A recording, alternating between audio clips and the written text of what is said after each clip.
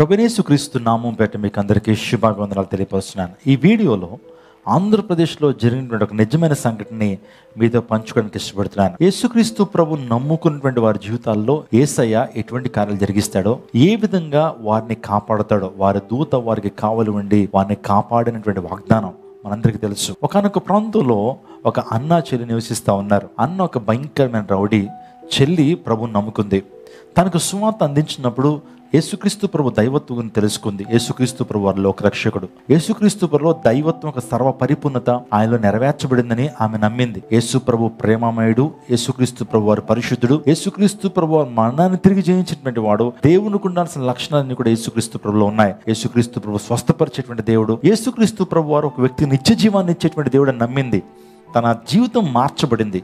అనేక మంది సాక్ష్యాలు ఆమె విన్నదేమో, అనేక మంది భయంకర వ్యసనాల నుంచి విడుదల పొందినటువంటి సాక్ష్యాలు విన్నప్పుడు ఆమె కూడా యేసుక్రీస్తు ప్రభుని నమ్ముకుంది. నిజంగా ఆమె ప్రభు సన్నిధిలో నడుస్తూ ఉన్నప్పుడు అన్నకి ఈ విషయం నచ్చట్లేదు.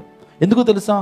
ఒక భయంకరమైనటువంటి దురభిప్రాయం అతనిలో ఉంది. యేసుక్రీస్తు ప్రభు నమ్ముకున్నటువంటి వారు తక్కువ కులస్తులు, యేసుక్రీస్తు ప్రభు వారు విదేశీయుల దేవుడు, యేసుక్రీస్తు ప్రభు వారు పలానా వాళ్ళ దేవుడు అని రకరకాల దురభిప్రాయాలు ఆ వ్యక్తి కలిగి ఉన్నాడు. అటువంటి సందర్భంలో ఆ చెల్లి మీద కక్ష పెట్టుకున్నాడు. చాలా సందర్భంలో చెప్పాడు, నువ్వు అక్కడికి వెళ్ళటానికి వీల్లేదు, ఆ మందిరానికి వెళ్ళటానికి వీల్లేదు, అటువంటి వ్యక్తులతో నువ్వు కలవడానికి వీల్లేదని ఎన్నోసార్లు చెప్పినా సరే క్రీస్తు ప్రేమను ఆమె రుచి చూచిందేమో, క్రీస్తుని ఆమె ఎరిగిందేమో, నిజంగా ఆమె విడిచిపెట్టలేకపోతుంది. యేసును ఆరాధించకుండా, యేసుక్రీస్తు ప్రభు వాక్యాన్ని వినకుండా ఆమె ఉండలేకపోతుంది. అందుని బట్టి ఆమె మందిరానికి వస్తున్నప్పుడు అనేక సార్లు గద్దించాడు, వెళ్ళొద్దని ఆమెను వారించినా సరే ఆమె వెళ్తూనే ఉంది. ఒకనాడు అనుకున్నాడు, ఇలాంటి చెల్లిని నేను చంపేయాలి, నా పరువు, నా పేరు ప్రఖ్యాతి పాడు చేస్తున్న ఉద్దేశంతో చెల్లిని చంపేయాలని ఒక 6 వ్యక్తుల్ని సుఫారీ ఇచ్చి చెల్లిని చంపించేయడం కొరకు నరహంతకుని ఏర్పాటు చేశాడు ఆ అన్న. ఎంత కర్కోటకుడో మీరు ఆలోచన చేయండి. యేసుక్రీస్తు ప్రభుని నమ్ముకుందని ఆమె ఏ విధంగానూ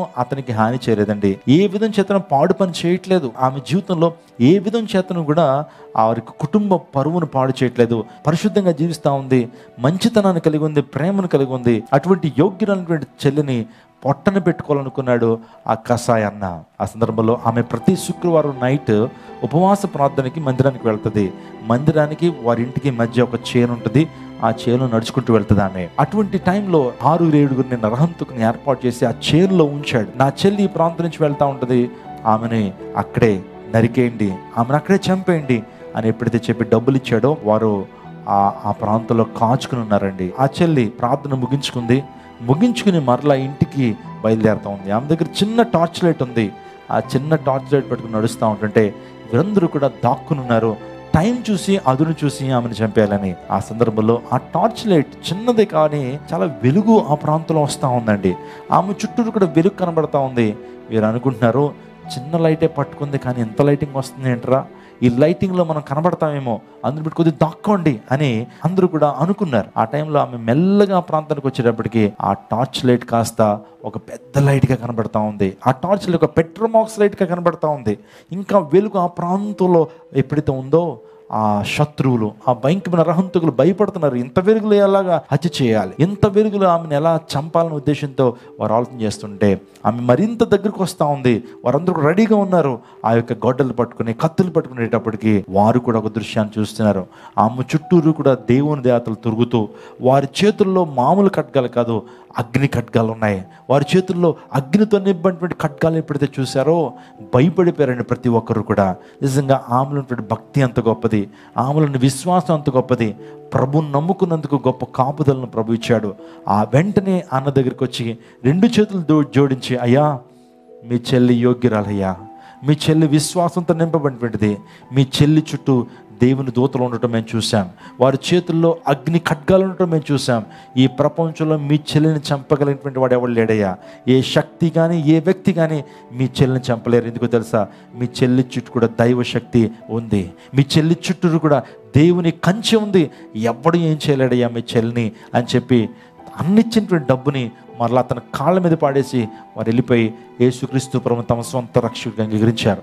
ఎందుకు ఇలాంటి విషయాన్ని చెప్పానంటే, కొన్ని సందర్భాల్లో దేవుడు మనల్ని కాచేటువంటి వాడు. మన చుట్టూరు కూడా అగ్ని సైన్యాన్ని ఉంచేటువంటి దేవుడు. దోతాన్ అనేటువంటి పట్టణం చుట్టూ కూడా ఏ విధంగా అగ్ని సైన్యాన్ని నుంచి, అగ్ని రథాలని ఏ విధంగా ప్రభు ఉంచాడో, నిన్ను కాయటానికి, నిన్ను కాపు కాయడానికి దేవుడు తన అగ్ని సైన్యాన్ని ఉంచుతాడు. భయపడొద్దు ప్రియ సహోదరి, భయపడొద్దు, కృంగిపోద్దు ప్రియ సహోదరుడా. ప్రభు నీ పక్షాన ఉన్నాడు. నిన్ను కాపాడువాడు కొనుకోడు నిద్రపోడు. నీకు విరోధంగా రూపించబడి ఏ ఆయుధం కూడా వదలదు. ధైర్యంగా ముందుకు వెళ్ళు. దేవుడిని పక్షాన ఉన్నాడు. దేవుడి జీవితంలో గొప్ప కార్యం జరిగిస్తాడు. ఈ షార్ట్ వీడియో ద్వారా మీరు సత్యాన్ని తెలిసినటువంటి వ్యక్తులైతే ఈ వీడియోని షేర్ చేయండి, లైక్ చేయండి. అదేవిధంగా ఈ ఛానల్ సబ్స్క్రైబ్ చేసుకోండి. అనేక మందికి ఈ వీడియోని పంపించండి, వారు కూడా దైవ దీవెనలు పొందుతారు. దేవుడు మిమ్మల్ని దీవించి ఆశీర్వదించును గాక.